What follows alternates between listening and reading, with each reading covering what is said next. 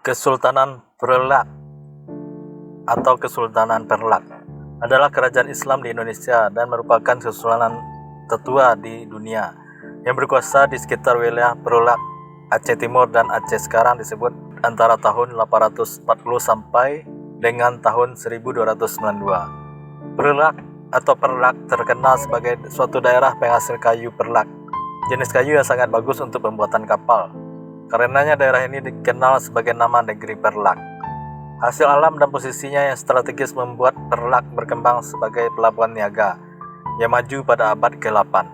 Disinggahi oleh kapal-kapal diantaranya berasal dari Arab dan Persia. Hal ini membuat berkembangnya masyarakat Islam di daerah ini, terutama sebagai akibat perkawinan campur antara saudagar Muslim dengan perempuan setempat. Selat Malaka sejak zaman dahulu terkenal sebagai jalur perdagangan utama Nusantara. Pedagang dari berbagai penjuru dunia berlayar melalui selat tersebut untuk melakukan perdagangan. Dari selat tersebut masuklah ajaran agama-agama baru ke Nusantara. Sebelum berdirinya Kesultanan Malaka, pelayaran Selat Malaka tidak melalui pantai Semenanjung Malaya, melainkan melalui sisi barat Selat Malaka menyisiri pantai-pantai Sumatera. Kota pelabuhan terpenting pada waktu itu adalah Pelayu yang terletak di muara Sungai Batanghari, Jambi. Pada bulan Desember-Maret, di sebelah utara Katulistiwa bertiuplah angin musim timur laut yang memungkinkan kapal-kapal dagang India dan negeri Cina berlayar ke perairan Selat Malaka. Kapal-kapal tersebut bertahan di perairan Selat Malaka hingga bulan Mei, sebelum mereka berlayar untuk kembali ke negeri masing-masing dengan memanfaatkan angin musim barat daya. Hasil bumi semata turut meramaikan perdagangan internasional di Selat Malaka. Daerah penghasil lada yang utama pada waktu itu adalah Aceh. Menurut pedagang Arab dan Cina, penanaman lada di Aceh telah dimulai sejak abad ke-9, yaitu di daerah-daerah Perlak, Lemuri, dan Samudra. Meskipun demikian, lada bukanlah tanaman asli Aceh, melainkan tanaman dari Malagasy, Madagaskar. Para pedagang dari Arab dan Persia membawa lada ke Aceh dan mencoba menanamnya di daerah tersebut. Dari percobaan tersebut, ternyata tanah dan iklim Aceh sangat cocok untuk membudidayakan tanaman lada. Dalam waktu singkat, Aceh pun tumbuh menjadi daerah penghasil dan pengekspor terbesar lada pada masa itu. Bandar Perlak dijadikan bandar utama di pantai timur Sumatera bagian utara. Wilayah tersebut terus tumbuh dan berkembang sehingga menjadi kota perdagangan internasional yang banyak disinggahi pedagang dari penjuru dunia, termasuk pedagang Muslim. Naskah Hikayat Aceh mengungkapkan bahwa penyebaran Islam di bagian utara Sumatera dilakukan oleh seorang ulama Arab yang bernama Syekh Abdullah Arif pada tahun 506 Hijriah atau 1112 Masehi. Lalu berdirilah Kesultanan Perlak dengan sultannya yang pertama Alauddin Shah yang memerintah tahun 520 sampai 544 Hijriah atau 1161 sampai 1186 Masehi. Sultan yang telah ditemukan makamnya adalah Sulaiman bin Abdullah yang wafat tahun 608 Hijriah atau 1211 Masehi. Buku Zufanzi yang ditulis Zhao Rugua tahun 1225 mengutip catatan seorang ahli geografi Chow Kufei tahun 1178 bahwa ada negeri orang Islam yang jaraknya hanya 5 hari pelayaran dari Jawa.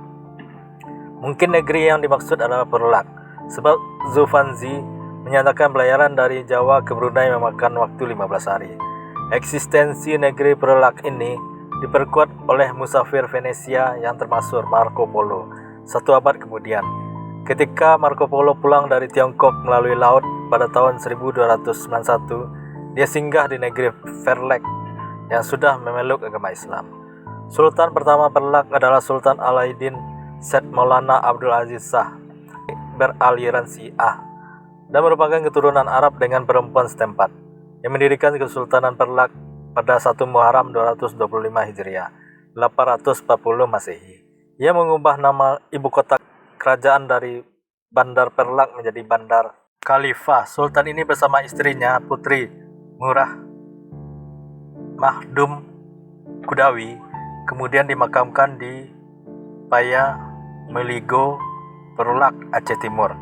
Pada masa pemerintahan Sultan ketiga, Sultan Ali bin Said Maulana Abbas Shah, aliran Sunni mulai masuk ke Perlak. Setelah wafatnya Sultan pada tahun 363 Hijriah atau 913 Masehi, terjadi perang saudara antara kaum Syiah dan Sunni, sehingga selama 2 tahun berikutnya tak ada sultan. Kaum Syiah memenangkan perang pada tahun 302 Hijriah atau 915 Masehi. Sultan Ali bin Said Maulana Ali Muqayyad Shah dari aliran Syiah naik tahta. Pada akhir pemerintahannya terjadi lagi pergolakan antara kaum Syiah dan Sunni, yang kali ini dimenangkan oleh kaum Sunni, sehingga sultan-sultan berikutnya diambil dari golongan Sunni. Pada tahun 362 Hijriah atau 956 Masehi, setelah meninggalnya Sultan ke-7, Sultan Makhdum Ali bin Abdul Malik Shah Johan berdaulat, terjadi lagi pergolakan selama kurang lebih 4 tahun antara Syiah dan Sunni, yang diakhiri dengan perdamaian dan pembagian kerajaan menjadi 2 bagian. Perlak pesisir atau Syiah dipimpin oleh Sultan Ali bin Said Maulana Shah 986 sampai 988 Masehi. Perlak pedalaman atau Sunni dipimpin oleh Sultan Makhdum Ali bin Malik Ibrahim Shah Johan berdaulat 986 sampai 1023 Masehi.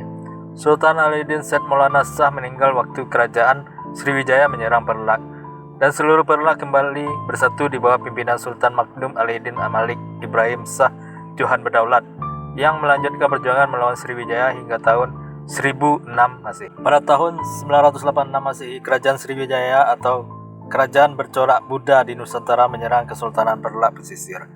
Peperangan hebat pun pecah yang melibatkan pasukan kedua kerajaan tersebut.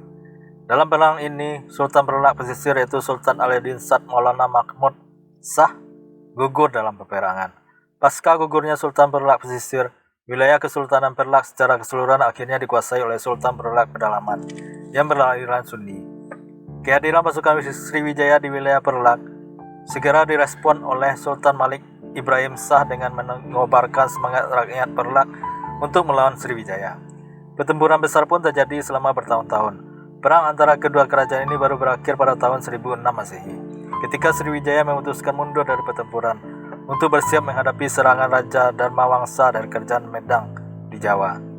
Dengan berakhirnya perang antara Kesultanan Perlak dan kerajaan Sriwijaya, wilayah Perlak secara keseluruhan dipimpin oleh keturunan Sultan Malik Ibrahim Shah yang berasal dari golongan Sunni. Pada masa ini kondisi Kesultanan Perlak relatif damai, tanpa adanya peperangan melawan kerajaan luar. Sultan ke-17 Perlak Sultan Makhdum Ali bin Malik Muhammad Amin Shah II Johan berdaulat, memerintah tahun 1230 sampai 1267, menjalankan politik persahabatan dengan menikahkan 2 orang putrinya dengan penguasa negeri tetangga Perlak. Putri Ratna Kemala dikawinkan dengan Raja Kerajaan Malaka Sultan Muhammad Shah atau Parameswara. Putri Ganggang dikawinkan dengan Raja Kerajaan Samudra Pasai Al-Malik Al-Saleh. Sultan terakhir Perlak adalah Sultan ke-18 Sultan Makhdum Ali bin Malik Abdul Aziz Johan berdaulat, memerintah tahun 1267 sampai 1292. Setelah ia meninggal, Perlak disatukan dengan Kerajaan Samudra Pasai di bawah pemerintahan Sultan Samudra Pasai Sultan Muhammad Malik Al-Zahir putra Al-Malik Al-Saleh.